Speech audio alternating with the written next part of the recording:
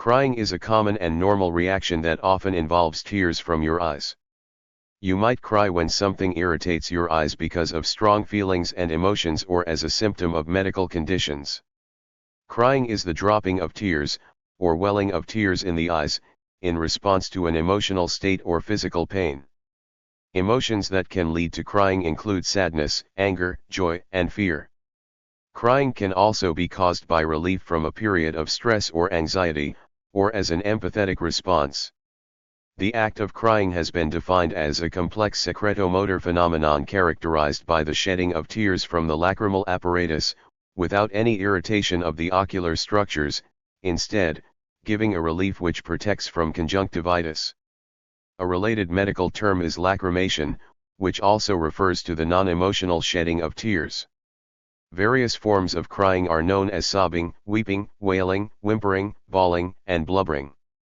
For crying to be described as sobbing, it usually has to be accompanied by a set of other symptoms, such as slow but erratic inhalation, occasional instances of breath holding, and muscular tremor. A neuronal connection between the lacrimal gland and the areas of the human brain involved with emotion has been established. Tears produced during emotional crying have a chemical composition which differs from other types of tears. They contain significantly greater quantities of the hormones prolactin, adrenocorticotropic hormone, and leukoenkephalin and the elements potassium and manganese. Function. The question of the function or origin of emotional tears remains open. Theories range from the simple, such as response to inflicted pain, to the more complex, including nonverbal communication in order to elicit altruistic helping behavior from others. Some have also claimed that crying can serve several biochemical purposes, such as relieving stress and clearance of the eyes. There is some empirical evidence that crying lowers stress levels, potentially due to the release of hormones such as oxytocin. Crying is believed to be an outlet or a result of a burst of intense emotional sensations, such as agony, surprise, or joy. This theory could explain why people cry during cheerful events, as well as very painful events. Individuals tend to remember the positive aspects of crying, and may create a link between other simultaneous positive events, such as resolving feelings of grief. Together, these features of memory reinforce the idea that crying helped the individual. In Hippocratic and medieval medicine, tears were associated with the bodily humors, and crying was seen as purgation of excess humors from the brain. William James thought of emotions as reflexes prior to rational thought, believing that the physiological response, as if to stress or irritation, is a precondition to cognitively becoming aware of emotions such as fear or anger. William H. Frey II, a biochemist at the University of Minnesota, proposed that people feel better after crying due to the elimination of hormones associated with stress, specifically adrenocorticotropic hormone. This, paired with increased mucosal secretion during crying, could lead to a theory that crying is a mechanism developed in humans to dispose of the stress hormone when levels grow too high. Tears have a limited ability to eliminate chemicals, reducing the likelihood of this theory. Recent psychological theories of crying emphasize the relationship of crying to the experience of perceived helplessness. From this perspective, an underlying experience of helplessness can usually explain why people cry. For example, a person may cry after receiving surprisingly happy news, ostensibly because the person feels powerless or unable to influence what is happening. Emotional tears have also been put into an evolutionary context.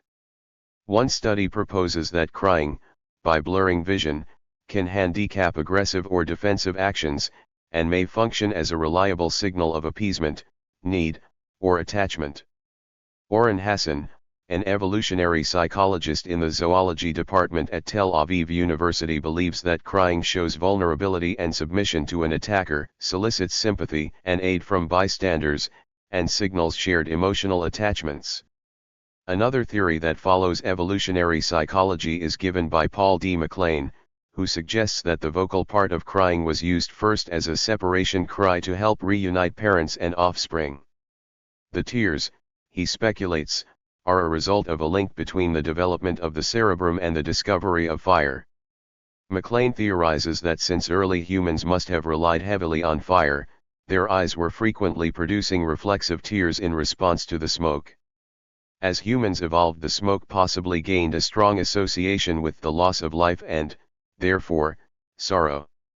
In 2017, Carlo Bellieni analyzed the weeping behavior, and concluded that most animals can cry but only humans have psycho-emotional shedding of tears, also known as weeping. Weeping is a behavior that induces empathy, perhaps with the mediation of the mirror neurons network, and influences the mood through the release of hormones elicited by the massage effect made by the tears on the cheeks, or through the relief of the sobbing rhythm. Many ethologists would disagree. Biological response. It can be very difficult to observe biological effects of crying, especially considering many psychologists believe the environment in which a person cries can alter the experience of the crier. Laboratory studies have shown several physical effects of crying, such as increased heart rate, sweating, and slowed breathing.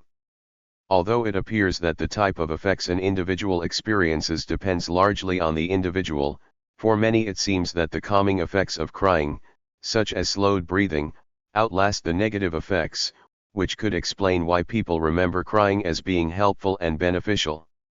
Globus sensation.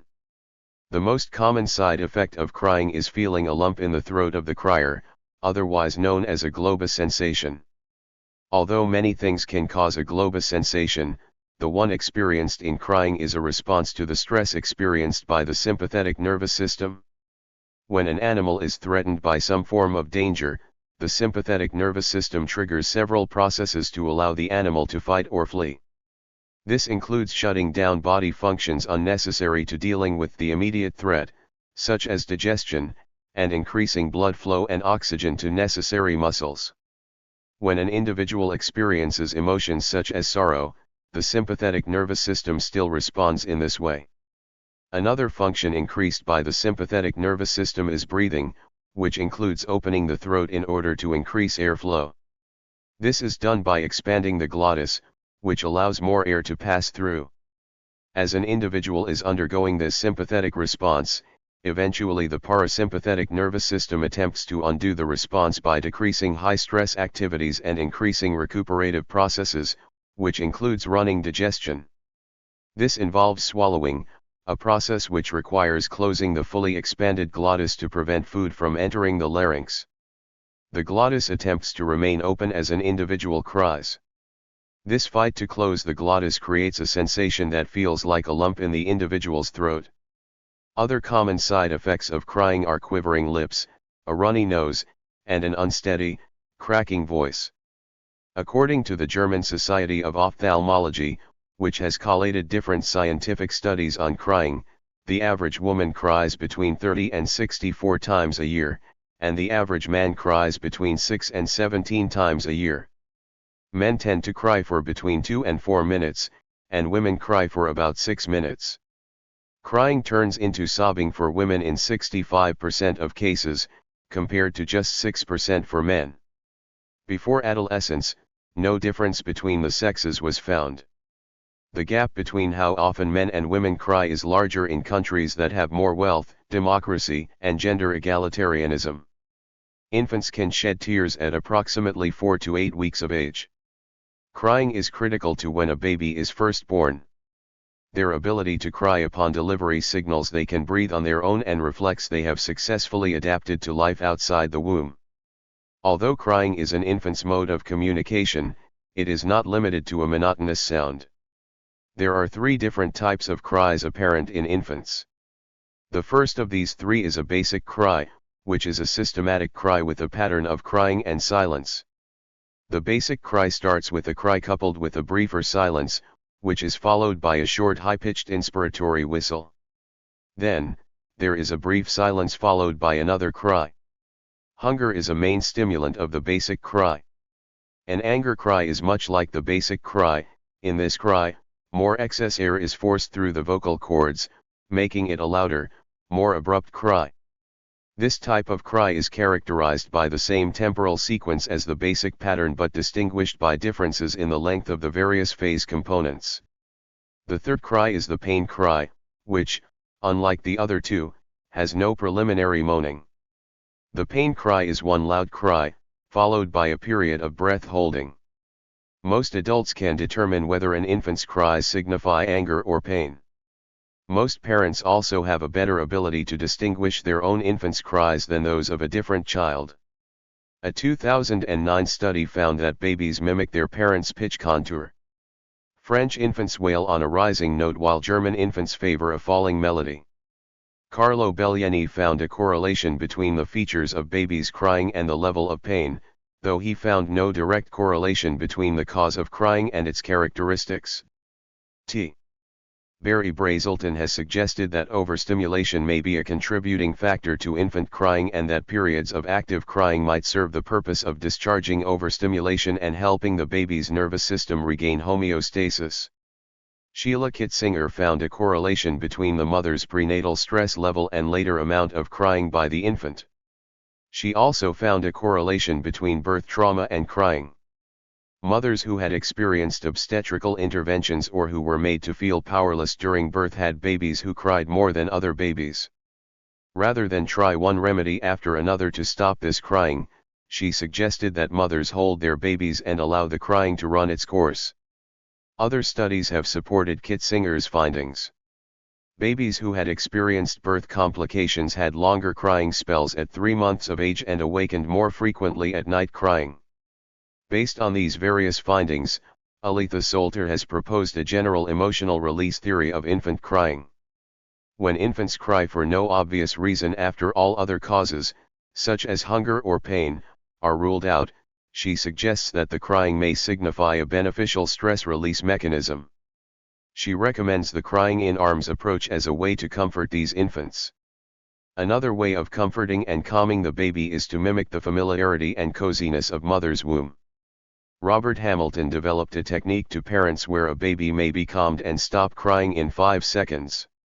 A study published in Current Biology has shown that some parents with experience of children are better at identifying types of cries than those who do not have experience of children.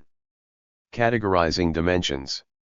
There have been many attempts to differentiate between the two distinct types of crying, positive and negative. Different perspectives have been broken down into 3 dimensions to examine the emotions being felt and also to grasp the contrast between the two types. Spatial perspective explains sad crying as reaching out to be there, such as at home or with a person who may have just died. In contrast, joyful crying is acknowledging being here. It emphasized the intense awareness of one's location, such as at a relative's wedding. Temporal perspective explains crying slightly differently. In temporal perspective, sorrowful crying is due to looking to the past with regret or to the future with dread.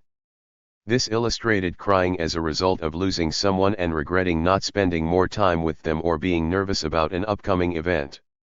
Crying as a result of happiness would then be a response to a moment as if it is eternal, the person is frozen in a blissful, immortalized present. The last dimension is known as the public-private perspective. This describes the two types of crying as ways to imply details about the self as known privately or one's public identity. For example, crying due to a loss is a message to the outside world that pleads for help with coping with internal sufferings. Or, as Arthur Schopenhauer suggested, sorrowful crying is a method of self-pity or self-regard, a way one comforts oneself. Joyful crying, in contrast, is in recognition of beauty, glory, or wonderfulness. Religious views. In Orthodox and Catholic Christianity, tears are considered to be a sign of genuine repentance, and a desirable thing in many cases. Tears of true contrition are thought to be sacramental, helpful in forgiving sins, in that they recall the baptism of the penitent. The Shia Ithna Ashari, Muslims who believe in 12 Imams after Muhammad, consider crying to be an important responsibility towards their leaders who were martyred. They believe a true lover of Imam Hussein can feel the afflictions and oppressions Imam Hussein suffered. His feelings are so immense that they break out into tears and wail. The pain of the beloved is the pain of the lover. Crying on Imam Hussein is the sign or expression of true love. The Imams of Shias have encouraged crying especially on Imam Hussein and have been informed about rewards for this act. They support their view through a tradition, saying, from Muhammad who said, on the day of judgment, a group would be seen in the most excellent and honorable of states. They would be asked if they were of the angels or of the prophets. In reply they would state, we are neither angels nor prophets but of the indigent ones from the Ummah of Muhammad. They would then be asked, how then did you achieve this lofty and honorable status? They would reply, we did not perform very many good deeds nor did we pass all the days in a state of fasting or all the nights in a state of worship, but yes, we used to offer our daily prayers regularly, and whenever we used to hear the mention of Muhammad, tears would roll down our cheeks. There are 3 types of tears: basal tears, reflexive tears, and psychic tears. Basal tears are produced at a rate of about 1 to 2 microliters a minute, and are made in order to keep the eye lubricated and smooth out irregularities in the cornea. Reflexive tears are tears that are made in response to irritants to the eye, such as when chopping onions or getting poked in the eye. Psychic tears are produced by the lacrimal system and are the tears expelled during emotional states. Thank you for watching this video.